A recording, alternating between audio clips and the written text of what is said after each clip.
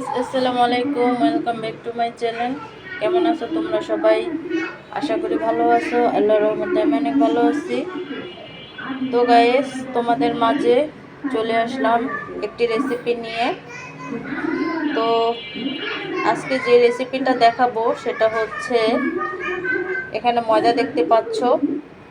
তো ময়দা দিয়ে গরুর কলিজি দিয়ে পুরি বানাবো, সেটাই তোমাদের সাথে শেয়ার করব। তো এখানে আমি ময়দা নিয়েছি 2 কাপ পরিমাণ। তো এখানে দিয়ে দিচ্ছি স্বাদ মতো সাদা লবণ,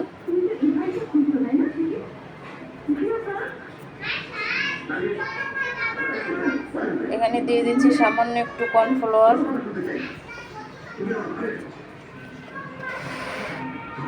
দিয়ে দিচ্ছি সামান্য একটু রান্না করা সাদা তেল।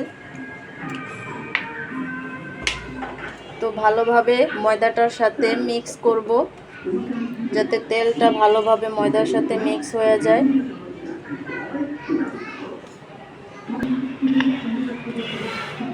তো গাইস, দেখো আমার ময়দাটা ভালোভাবে মিক্স হয়ে গেছে। এ দেখো, মোটা করলে হয়ে যায়। তো এখানে আমি সাধারণ নর্মাল পানি আছে সেটা দিয়ে ময়দাটাকে গুলে নিব। অল্প অল্প পানি দিয়ে ময়দাটাকে গুলে নিতে হবে, নয়তো দলা বেঁধে যেতে পারে। তো নর্মাল পানি দিয়ে গুলে নিব আমি ময়দাটাকে সম্পূর্ণ।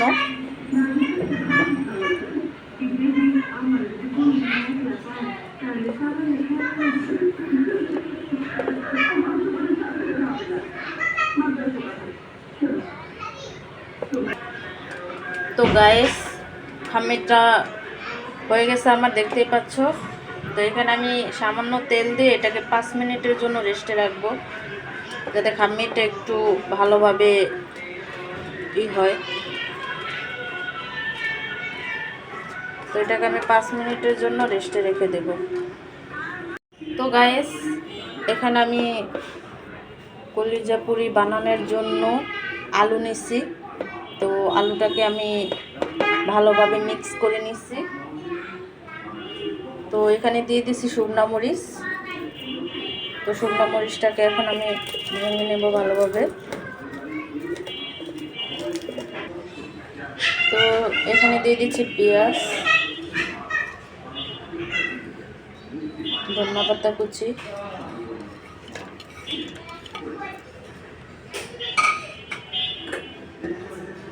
দিয়ে দিচ্ছি এখানে ধনিয়া গুঁড়া,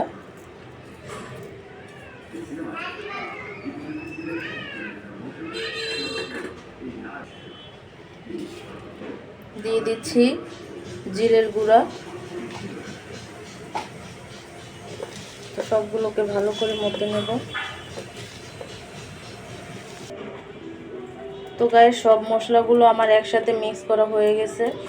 তো আলুটাকে এখন আমি ভালোভাবে মশলার সাথে মিক্স করে নেব। তো এখানে আমি দিয়ে দিচ্ছি গরুর কলিজিগুলো। তো কলিজিগুলো আমি একটু মশলা দিয়ে ভেজে নিছি, যেহেতু কলিজি সেই হিসাবে একটু মশলা দিয়ে ভেজে নিতে হয়। তো এখন এই আলু আর কলিজিকে আমি ভালো করে মশলার সাথে মিক্স করে নেব।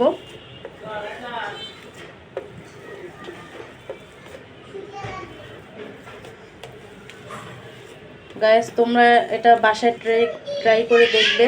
দোকানের চাইতে অনেক সুস্বাদু মজাদার হয়।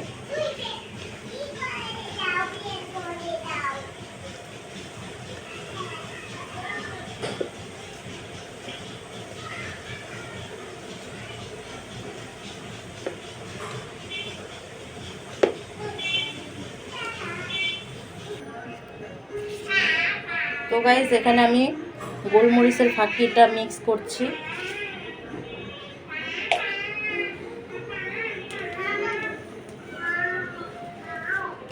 একটু ঝাল করলে ভালো হয়, কারণ কলিজিটা তো একটু মাটি মাটি লাগে, এর জন্য একটু ঝাল দিলে ভালো হয় বেশি।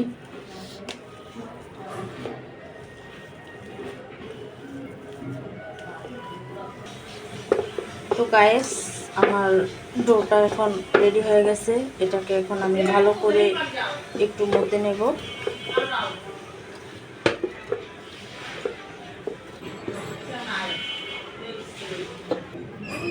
তো গাইস, এখানে আমি একটা পুরি তৈরি করে নেব।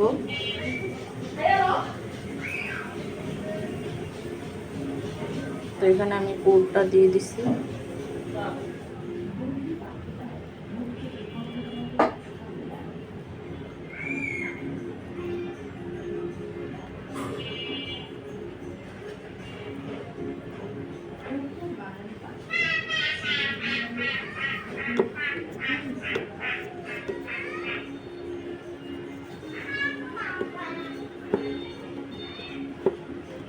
তো গাইস, তোমরা চাইলে হাত দিয়েও করতে পারো, আর চাইলে বেলতেও পারো।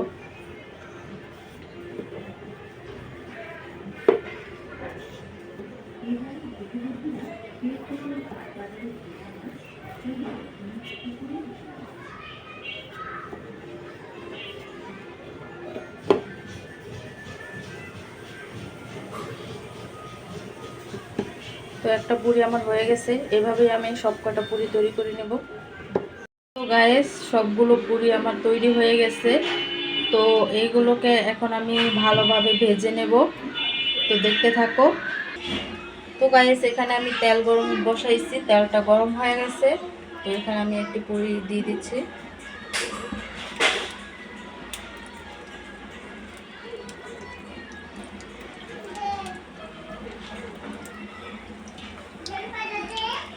তো গাইস, পুরি ভাজলে সব সময় যেটা দিয়ে তুমি পুর ভরবে, পুর ভরে ল্যাপটাবে, সেই জিনিসটা আগে দিবে, তাহলে আর পুরি খোলাটার সম্ভাবনা কম থাকে। একবারে পুরিটা যদি শক্ত হয়ে যায় তারপরে তোমরা এটাকে নাড়াবে, নয়তো এটা পুর বেরিয়েও যেতে পারে। তো গাইস, পুরিগুলো আমার ভাজা হয়ে গেছে। তো